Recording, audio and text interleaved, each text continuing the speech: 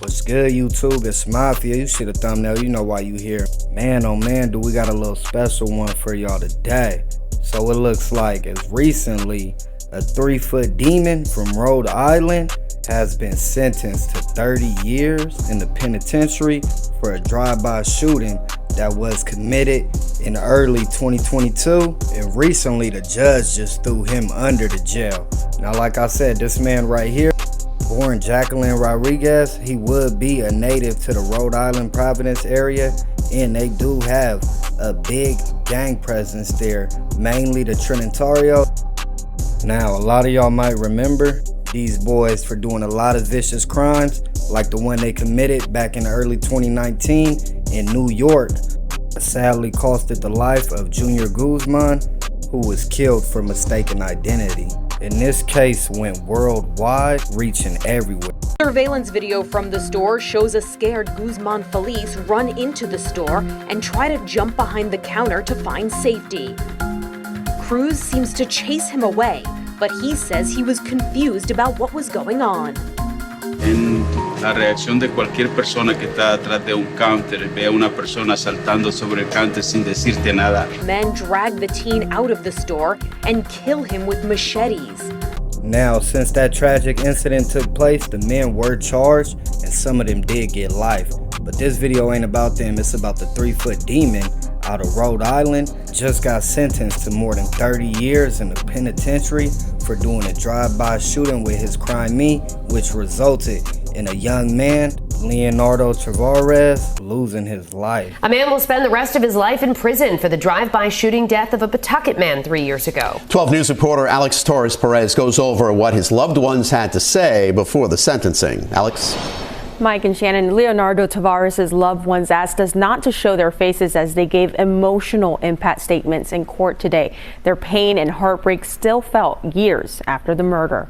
I wish this never happened. If I could go back and change the hands of time, I would. But now Jacqueline Rodriguez will have to spend the rest of his life in prison thinking about his actions on May 15th, 2021. The day my heart shattered into pieces. Pawtucket police say Rodriguez was the one to pull the trigger after noticing Leonardo Tavares driving through the city. Investigators say the shooting was targeted and part of a gang feud, but families still can't make sense of it. They say time helps heal, but I don't think this is possible. 3 years later, and when that day replays in my head, the hurt still feels the same. The suffocation I felt when I got the news comes back. The stabbing sensation I feel in my heart comes back just as strong. They described Leo as a loving and loyal person who put his family, especially his mother and son, first. If he were part of his life, he would do everything in his power to make sure we were good. But the grief goes beyond Leo's family into the entire Cape Verdean community. He didn't just break one heart, he broke many. There's a saying that all Cape Verdeans are related. So the defendant, he didn't just hurt Leo's family, he hurt his own family as well. Something Rodriguez agrees with. I'm sorry beyond my words. And justice is still not done for Leo's family. The second suspect is still in the middle of court proceedings. Todd Alicia had a hearing scheduled for today, but it was continued until next month. Reporting in studio, I'm Alex Torres Perez, 12 News. The man who pulled the trigger in a deadly drive-by shooting in Pawtucket 3 years ago will spend the rest of his life in prison. 12 News reporter Alex Torres Perez goes over the sentencing and what the victim's loved ones had to say today. Alex? Well, Mike, the murder trial was actually supposed to begin today, but the suspect took a plea deal sparring Leonardo Tavares' loved ones of having to relive his final moments. However, the family asked us not to show their faces because the pain is still too much to bear. Jacqueline Rodriguez will spend the rest of his life in prison after Pawtucket police say he pulled the trigger in a targeted drive-by shooting that killed Leonardo Tavares 3 years ago. Police believe it was part of a gang feud, but loved ones say Leo was a loving and loyal person who was working to better himself for his family, especially his mother and son. The community has lost someone who was on a path for change, someone whose story could have inspired others, but now we're left with pain of what could have been. Leo's nonviolence teacher says she was devastated and broken by his death. Despite my efforts, I couldn't protect him from it.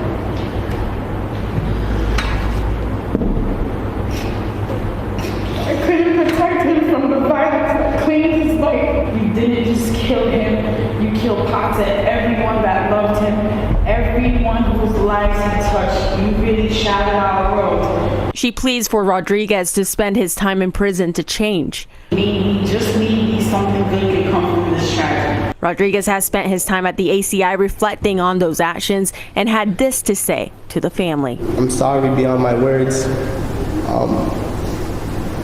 I wish this never happened. If I could go back and change the hands of time, I would. And I just apologize. Rodriguez does have the possibility of parole, but justice is still not done for the victim's family. A second suspect is still in the middle of court proceedings, and they have a hearing set for next month. Reporting live in studio, I'm Alex Torres, 12 News.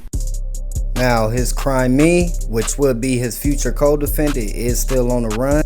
He is also an active gang member from the Trinitarios out of Rhode Island. And since it has been over 3 years since this deadly incident took place and he has not been captured, it looks like he's not going to be captured in a while. Rumor is he's been hiding out in Trinidad, which has weak extradition laws, so it doesn't look like he's going to be captured anytime soon. But as far as little man right here, man, it looks like he's going to have to do a little bit of time for a little bit of crime. And if y'all looking at the date, man, St. Patrick Day is tomorrow. St. Patrick Day weekend just ended, and it's only right we talk about the 3-foot demon, the leprechaun himself, that doubled back for his pot of gold, but ended up shooting an innocent bystander that was just on his way to play basketball. The kid didn't even have nothing to do with the situation or the gangs that surrounded his area in which he grew up in. So y'all just remember, man, a little bit of attitude with a little gun and a big ego could get you some big time. But man, y'all let us know what y'all think about this in the comments, because this is a crazy one. But until then, it's Mafia. Police say Rodriguez was the one to pull the trigger after noticing Leonardo Tavares driving